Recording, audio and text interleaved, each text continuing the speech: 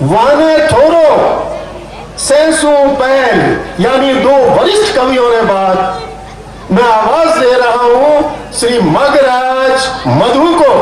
जोरदार तालियों से स्वागत करें आप सब लोग, क्योंकि आपके गुरुजी भी हैं और एक कवि के रूप में मगराज मधु को आपके सामने प्रस्तुत कर रहा हूं। वे आए और अपनी हास्य व्यंग की रचना से आप लोगों को गुदगुदी दें।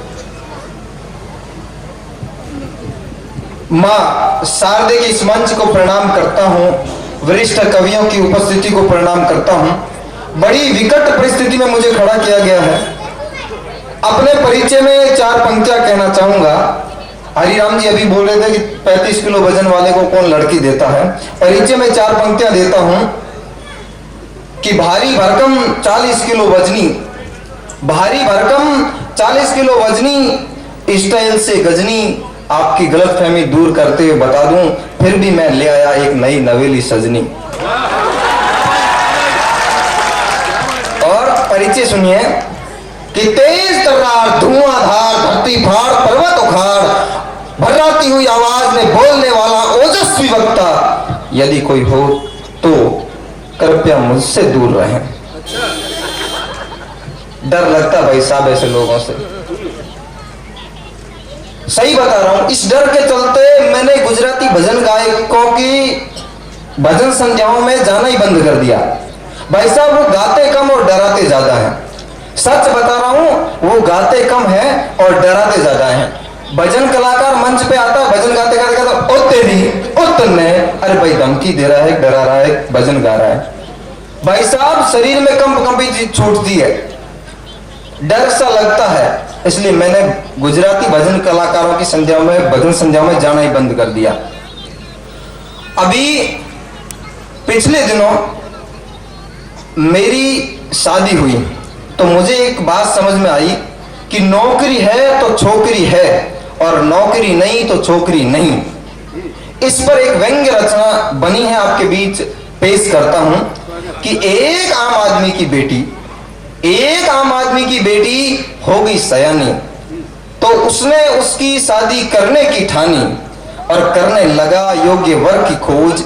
वर मिल गया सरकारी एक रोज।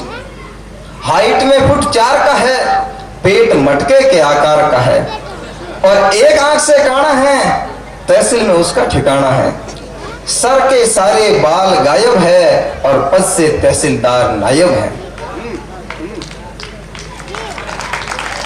सर के सारे बाल गायब है, पद से तहसीलदार नायब हैं। उम्र से भूतपूर्व नौजवान है और शहर के मुख्य चौराहे पर खुद का मकान है। सुनहरे दांत चमचमाते सफेद बाल है, सुनहरे दांत चमचमाते सफेद बाल है। गैस की बीमारी से हाल बेहाल है। इन सब गुणों पर एक गुण भारी है और लड़का अफसर सरकारी है।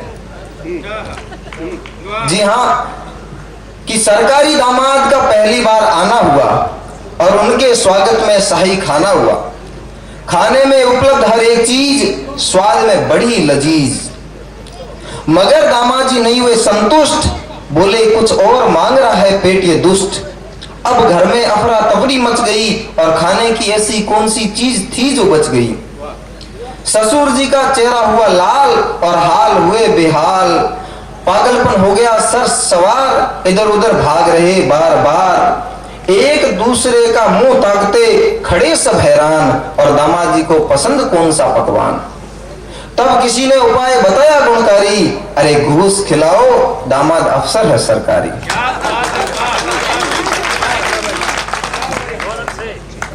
जी हाँ, केसर देव जी ने और हरिराम जी ने माहौल को इस तरह का बनाया है, मुझे उस माहौल तक पहुंचने में काफी कठिनाई महसूस हो रही है, फिर भी मैं प्रयास करता हूं कि एक बार अपने क्षेत्र का एक बड़ा नामी गिरामी कवि, गजेंद्र जी की तरह टीवी चैनलों पर जाने वाला बड़ा नामचीन कवि, उसके गांव में कवि सम्मेलन हुआ।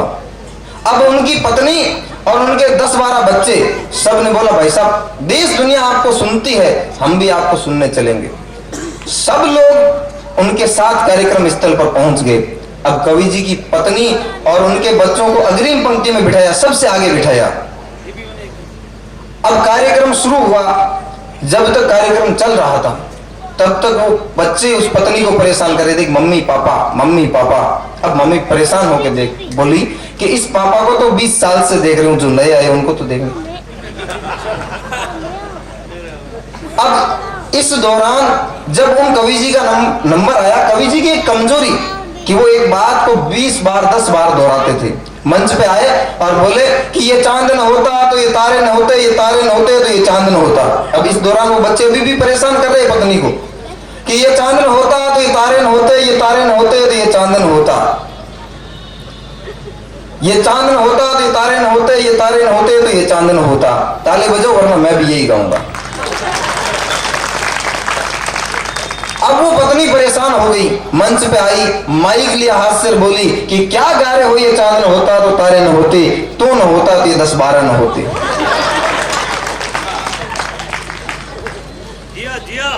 जी हाँ, कहना चाहूंगा किसी महापुरुष ने कहा है कि मां बाप के कर्मों का फल औलाद को भुगतना पड़ता है। मैं नवोदित शादीशुदा कवि इस बात का सिरे से खंडन करता हूं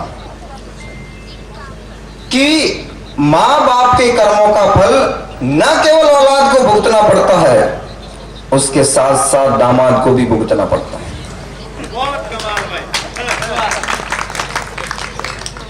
जी हाँ, एक कविता है कि सरकारी स्कूल का एक बच्चा पहनकर आता था रोज कक्षा।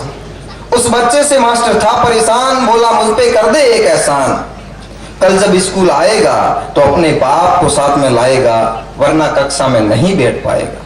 दूसरे दिन बच्चा स्कूल तो आया लेकिन अपने पापा को साथ में नहीं लाया। मास्टर ने उसे फौरन घर भिजवाया और यही क्रम 3 दिन तक दोहराया। आखिर हार कर मास्टर ने पूछा बच्चे से एक सवाल, बोले तेरे बाप के नहीं आने का क्या है बवाल। बच्चा बोला गुरुजी आपका सवाल तो नेक है, मगर मेरे और बापूजी के बीच में कक्षा एक है।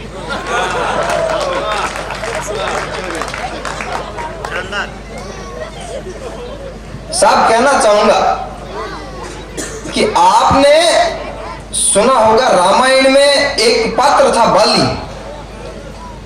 उनके सामने दुनिया का कोई ताकतवर आदमी चला जाए, उसकी शक्ति आदि बाली में चली जाती थी। ऐसा ही एक पात्र कलयुग में भी है। कितना ही ताकतवर आदमी हो, जैसे ही उसके सामने जाए उसकी शक्ति आदि उसमें चली जाती है। रामायण में बाली और कलयुग में घरवाली। अजीब अजीब स्थितियां हो जाती है साहब। अब एक घटना मेरे साथ हुई कि मैं एक कार्यक्रम से भाई साहब गजेंद्र जी के घर पे गया और संयोग से गलती से मैंने गाड़ी की चाबी को जेब में डाल दिया। अब मैंने चाय पी और वहां से रवाना होते समय जैसे ही मैंने चाबी निकालने के लिए हाथ जेब में डाला, भाभी जी तबाक से बोले ना ना भाई साहब मुन्ने को पैसे देने की जरूरत नहीं है। अब मजबूरी में चाबी की बजाय पर्स निकालना पड़ा और 100-200 का नोट निकालने के लिए जैसे ही खींचा, 500 वाले ने अपना बड़प्पन बताया और थोड़ा सा मुंह दिखाया तो भाभी सी फिर से तपाक से बोले अरे ना ना भाई साहब 500 देने की जरूरत नहीं है। अब मारे इज्जत के 500 देने पड़े। अब जैसे ही 500 का नोट बाहर निकाला तो उनका साथ निभाने के लिए 200 का नोट फिर बाहर आ गया। उसको अंदर दबाने के लिए जैसे ही मैंने हाथ बढ़ाया, भाभी जी फिर से बोला ना ना भाई साहब मुन्ने को दे दिए, मुन्ने के लिए जरूरत नहीं है। अब मरता क्या ना करता, 200 रुपए मुन्नी को और देने पड़े। अब 10 रुपए की चाय के चक्कर में 700 रुपए का नुकसान। तब से ठान लिया कि जहां कहीं भी जाएंगे चाबी को हाथ में रखेंगे। जी हाँ, एक बार की बात है, गजेंद्र जी अपनी आंखें चेक करवाने गए। आंखें चेक करवाने गए, डॉक्टर ने चश्मा लगाया और बोला कि सामने लिखी पंक्ति को पढ़ो। गजेंद्र जी ने पढ़ा कि पत्नी फेंको और लैला ले जाओ। दूसरा चश्मा लगाया और बोला अब पढ़ो। पढ़ा कि पन्नी फेंको थैला ले जाओ। डॉक्टर बोला कौन सा सही है? अरे गजेंद्र जी बोले वो पहले वाला पहले वाला।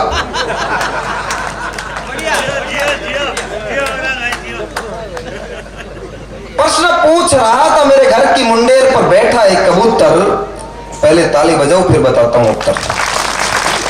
प्रश्न यह था कि एक गधे ने मेरे ऊपर एक केस किया था। वो केस क्यों किया कि मैंने एक गधे को गलती से नेता बोल दिया, तो उसने इस केस को कोर्ट में खोल दिया। बोला ना पैसे देकर के रैलियों में भीड़ जुटाता हूं, ना किसी से जिंदाबाद के नारे बुलवाता हूं, मैं तो अपनी मस्ती में मस्त रहता हूं, घास खाने और लीद करने में व्यस्त रहता हूं। अपने सुख दुख में एक से विचार रखता हूं और अपने व्यवहार में सदाचार रखता हूं। मेरी सादगी पर आरोपों का यह आलम कैसा है, और मिलॉर्ड मैंने कौन सा देश बेचा है।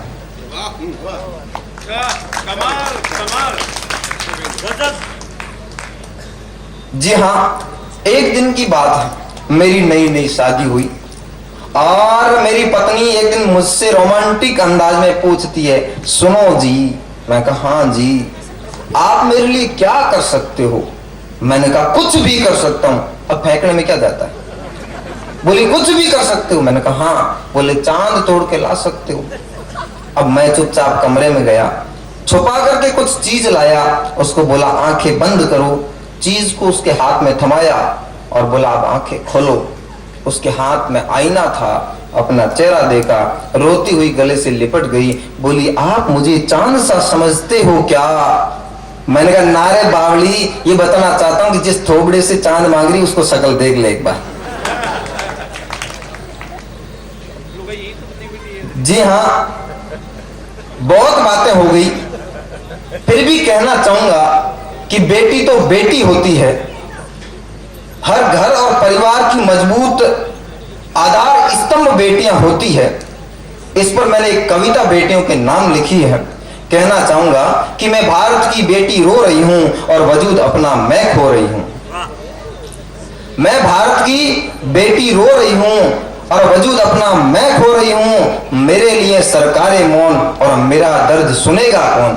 मैं भारत की बेटी रो रही हूं, वजूद अपना मैं खो रही हूं, वजूद अपना मैं खो रही हूं। मेरे लिए सरकारे मौन और मेरा दर्द सुनेगा कौन। संविधान में झांक रही हूं, इंसाफ को ताक रही हूं। अब भारत का कानून भी कच्चा लगता है और अब तो कोख में मरना अच्छा लगता है। अब तो कोख में मरना अच्छा लगता है। जय हिंद, जय हिंदी, शुक्रिया।